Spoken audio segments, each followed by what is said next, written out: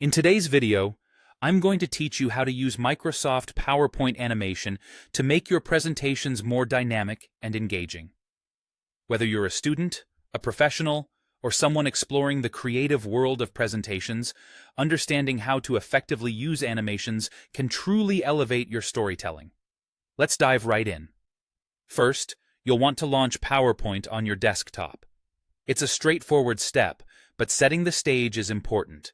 Once PowerPoint is up and ready, you have the option to either open an existing presentation or start a new one. If you're starting afresh, adding your photos, tables, and other content at this point will give you a canvas to work with as you begin to animate. Now that you have your presentation ready, decide what you want to animate. This could be a text block, a shape, or perhaps an image that you wish to stand out during your presentation.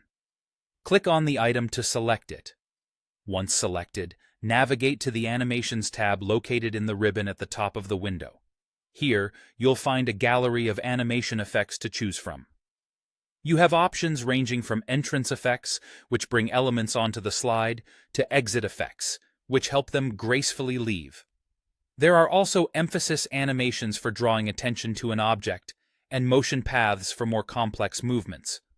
With an animation applied, you'll most likely want to have more control over how these animations play out. This is where the animation pane becomes indispensable. Click on the animation pane in the Animations tab, and you'll notice a panel appear on the right side of your screen. This pane provides a clear overview of all the animations applied to the current slide. Looking at the animation pane, you'll see a list that shows the order of animations. You can reorder them simply by dragging the items up or down within the list.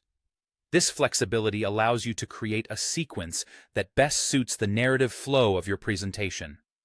To edit an animation, simply select it from the animation pane. Once selected, you can adjust its effect options and timing settings. These adjustments can dramatically change how animations perform, making them either subtle or energetic depending on your needs. Within the timing section of the animation pane, you have the ability to set when an animation starts.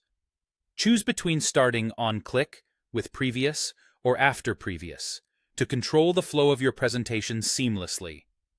Moreover, you can adjust the duration, which is how long the animation plays, to ensure it complements the pace of your slide transitions.